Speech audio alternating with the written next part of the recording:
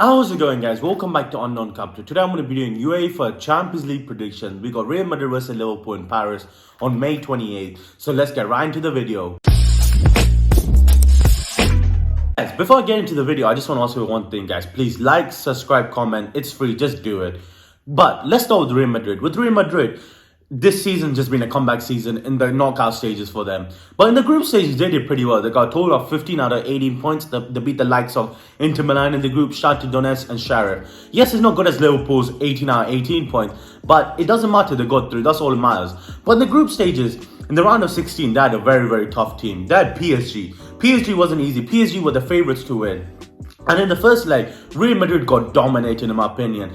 Real Madrid didn't have a clue to how to contain Mbappe, Neymar, Messi, and they lost 1-0, and that was a fair and square result. It could have been more, but they kept it to a modest 1-0. But in the second leg, the Bernabeu, in the first leg, in the first half, they didn't do a lot. Real Madrid were dominating. Yes, Real Madrid has glimpses of doing well, but after that, it was all Paris Saint-Germain, in my opinion. And Paris Saint-Germain got a goal, and they went out 2-0 up in the aggregate. But guess what? I told you, it was comeback season. Benzema made the honest comeback of the year. It was an unreal comeback. To score a hat-trick within what? In the space of 20 minutes. No man else could do it. And Real Madrid just absolutely flipped the game in their head.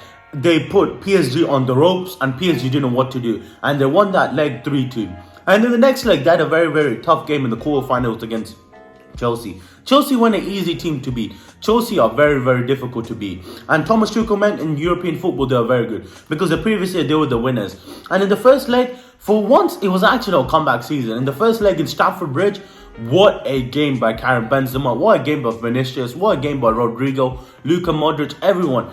They absolutely ripped open Chelsea. Chelsea did have an answer to the likes of Karim Benzema, the likes of Vinicius Jr., the likes of Luka Modric, Toni Kroos. All of them did well. I think Benzema got 2 goals, Vinicius got 1 goal in the first leg. But in the second leg, they nearly fucked it in the Bernabeu. In the Bernabeu, I believe at one point Chelsea were 3-0 up, and they were absolutely dominating that leg.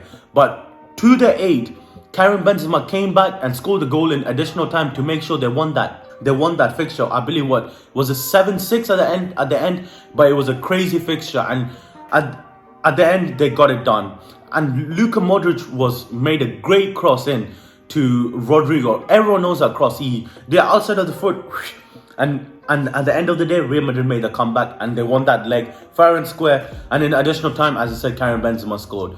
And then in the semi-finals, once again, they didn't have an easy team. In the semi-finals, they had Man City. Man City were once again one of the favourites. Look at Pep Guardiola's team. Kevin De Bruyne, Riyad Mahrez, Raheem Sterling, João Cancelo, Rodrigo, Kyle Walker, John Stones, Laporte. It goes. The list goes. The list keeps on going on. Phil Foden, Nathan Ake. Like Man City have 3 different starting 11s. At any given time, they can play 3 different starting 11s. And the first game in the Etihad was a very, very difficult game for Real Madrid. They conceded 2 early goals. De Bruyne scored very early in the first 5 minutes, and then Gabriel Jesus scored in the first 20 minutes. But guess what they did? Yes, they lost like 4-3, but what did they do? They kept calm. They got the goals. So guess what they did? They lost, but even then, they got 3 away goals, which was very important. Yes, the away goals didn't work, but 3 away goals did get them. They could have easily lost, I think, 4-5-0, and that fixture would have been out of their head. But going to the Bernabeu with a 4-3 loss was a good score for them.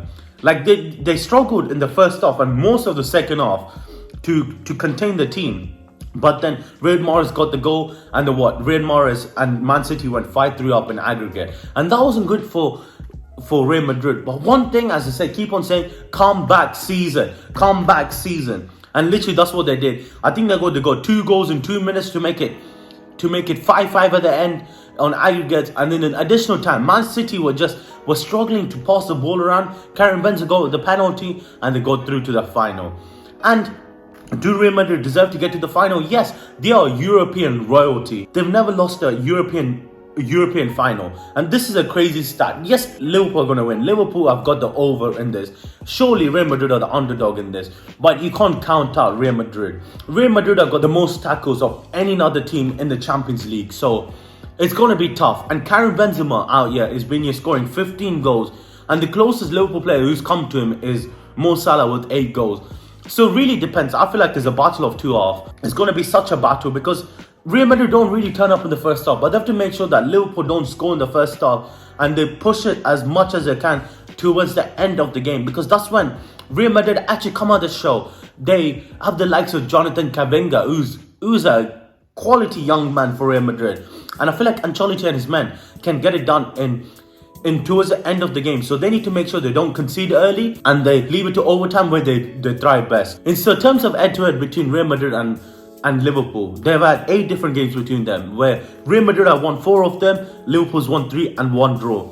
2018, we know what happened. Real Madrid absolutely dominated Liverpool in the Champions League final. Yes, guys, let's move on to Liverpool. Before I get into the knockout stages for Liverpool, let's talk about the group stages. In the group stages, I think arguably they probably had one of the hardest groups. They had Atletico Madrid, they had AC Milan, and they had Porto. And these teams weren't easy because AC Milan, a quality team, right now we were going to win essentially the Serie A. Atletico Madrid, everyone knows that Diego Simeone and his men are just absolute wankers and they're going to give a tough game no matter what. Everyone knows the roles and they're just about Chelsea FC. And Porto, who are a very, very formidable team in the Portuguese league and always are up there. And 2 years ago made it to the quarterfinals, being the likes of Juventus, and nearly being City. So you never know at the end of the day. But with Liverpool, they did well. Got a perfect 6 from 6, 18 points. Nothing to complain about in my opinion. They dominated every single game in my opinion. Yes, they had a few hiccups here and there, but at the end of the day, it's not how you start or you finish. And they won every single game and they were 6 out of 6. But let's move on to the round of 16. So in the round of 16, Liverpool got Inter Milan.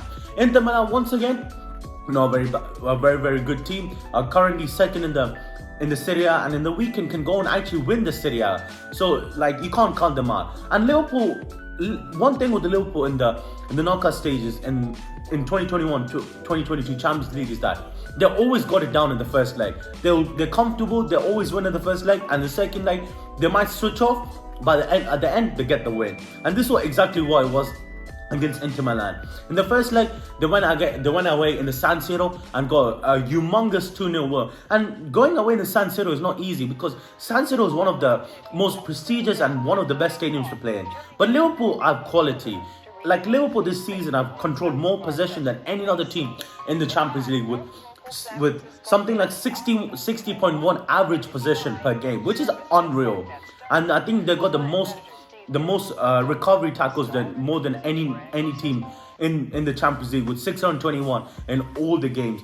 And so you know that Liverpool are a very, very good team. And I believe they got the joint most goals scored in the Champions League with 30 goals this season. So with Liverpool, I'm telling you, they're always, Jurgen Klopp and FNG always know how to set up every single team.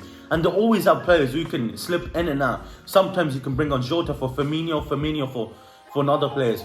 But that's what they did in the first leg in San Siro. Got it down with 2-0. Yes, in Anfield they lost 1-0 and Inter Milan could have come back, but Alexis Sanchez, that twat, gave him a red card. And Liverpool got through to the next leg. And everyone in the next leg thought Ajax would make it through. But it's a Champions League at the end of the day. You always expect the unexpected. And Benfica got through. And Benfica actually played very well. But they weren't on no Liverpool standard at the end of the day. Liverpool absolutely dominated the first leg in Benfica. I don't know the stadium. Sorry Benfica fans, but I didn't know the stadium. And they got a 3-0 victory. I believe what's his name?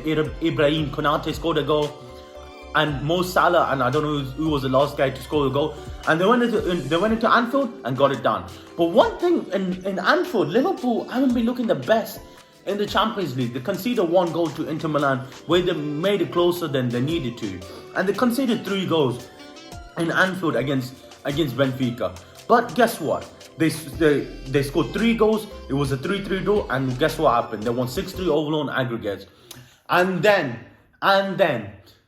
in the semi-finals, no one, as I said once again, expected the unexpected. It was a good evening masterclass against Bayern Munich. Bayern Munich got kicked out in the quarterfinals against Villarreal, and Liverpool had an easier game than Real Madrid. But it's not Liverpool's fault that they they got Villarreal. Villarreal just played very well and they go to the semi-final.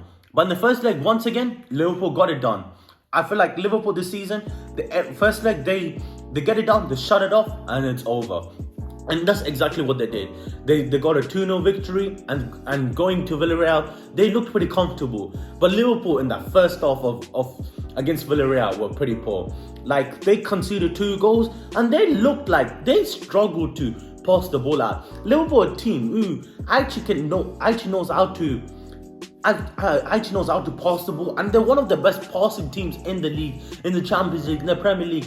And every player is so comfortable on the ball. They're not as comfortable as City are, but they're up there as how comfortable they can pass the ball. But they were struggling to get a ball out, and Villarreal were putting the pressure.